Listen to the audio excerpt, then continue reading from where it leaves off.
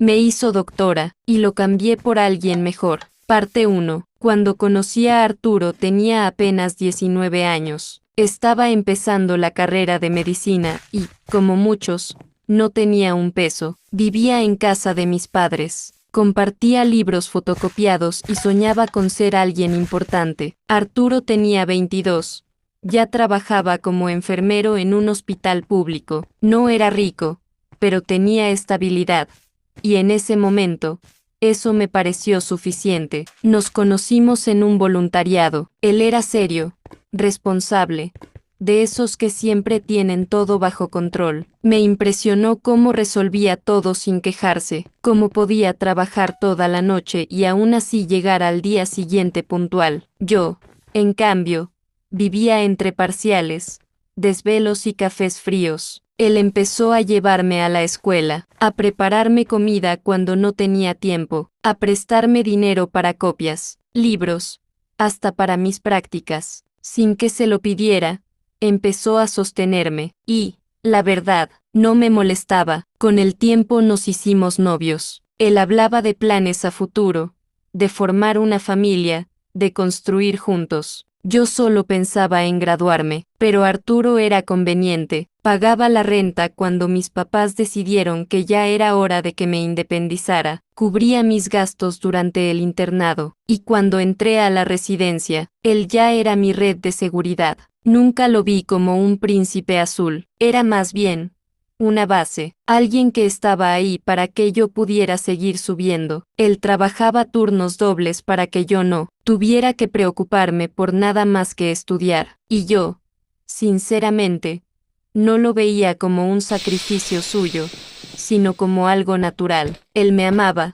Yo estaba en proceso, así funcionaba. Nos casamos cuando terminé la carrera. Fue una boda sencilla, de esas que parecen sacadas de un salón de fiestas barato pero llenas de sonrisas. Todos decían que hacíamos una gran pareja. Yo sonreía, pero en el fondo, sentía que era solo el primer paso. Arturo hablaba de comprar una casa, de tener hijos. Yo soñaba con hospitales privados, congresos internacionales y un título de especialista colgado en la pared. Él empezó a notar que yo me distanciaba, me reclamaba que no teníamos tiempo juntos, que me había vuelto fría. Yo le decía que estaba concentrada en mi futuro. Él no lo entendía. Para mí, el matrimonio no era el final, era apenas el soporte. Él quería estabilidad, yo quería más. Durante el internado, hubo compañeros que me miraban distinto, médicos residentes, profesores, especialistas, hombres que no veían en mí a la chica que necesitaba apoyo, sino a una futura colega. Yo me sentía parte de otro mundo, y Arturo se quedó atrás. Su bata blanca no tenía el mismo peso que la mía. Nunca hubo una gran pelea, solo nos fuimos separando. Yo avanzaba, él se quedaba en el mismo lugar. Cuando entré a la residencia, mi vida cambió por completo. Ya no era la estudiante.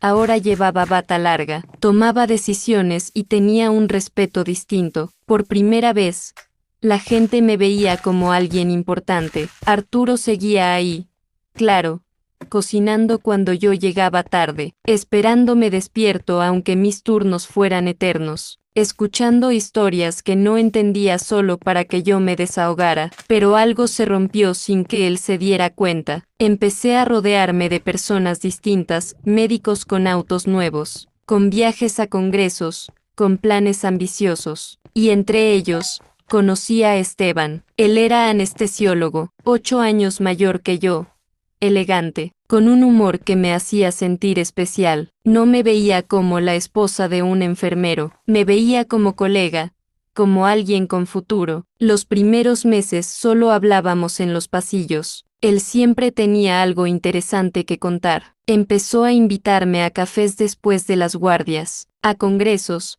a cenas con otros médicos. Yo al principio decía que no, que estaba casada, pero cada vez que regresaba a casa, Arturo me recibía igual que siempre, con comida recalentada y preguntas sencillas, como si nada hubiera cambiado, y ahí entendí que sí, Algo había cambiado. Yo empecé a arreglarme más para ir al hospital que para estar en casa. Me importaba más lo que Esteban opinara de mi presentación clínica que lo que Arturo pensara de nuestra cena. Él me seguía apoyando en todo, sin darse cuenta de que ya no era el centro de mi vida. Se había vuelto parte del fondo. Una noche, después de una guardia particularmente intensa, Esteban me acompañó al estacionamiento. Llovía.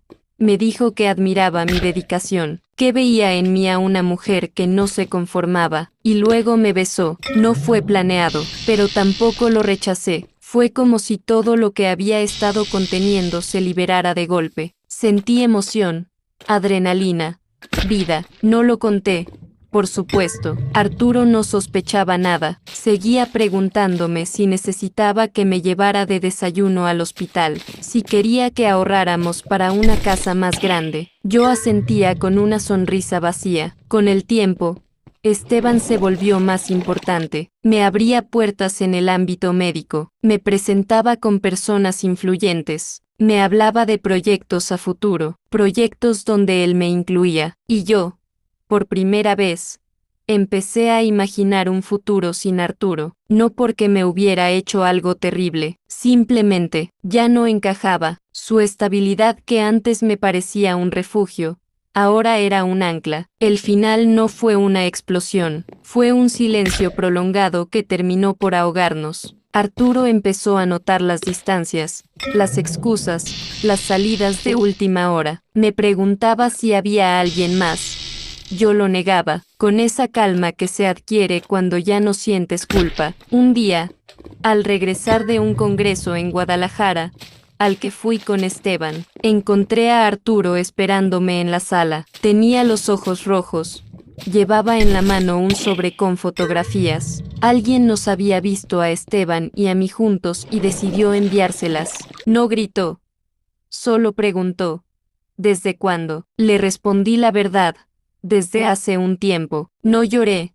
No me justifiqué. Solo hablé como quien firma un documento. Él rompió en llanto. Me dijo que me había dado todo, que había estado a mi lado desde que no tenía nada. Yo le contesté, con la misma frialdad que ya era habitual, que lo agradecía, pero que las personas cambian, que yo había crecido, y que él simplemente se había quedado en el mismo lugar. Nos divorciamos en cuestión de semanas. No hubo peleas legales complicadas porque, en realidad, nunca tuvimos propiedades compartidas más allá del departamento pequeño donde vivimos al principio. Él se quedó con sus cosas, yo con las mías. Esteban y yo empezamos una relación formal poco después. En el hospital, muchos lo vieron como la pareja perfecta, dos médicos exitosos, con metas en común. Yo lo veía como mi siguiente etapa. Arturo se volvió un recuerdo, una historia que contaba en tono nostálgico cuando me preguntaban por mi pasado. Fue parte de mi camino,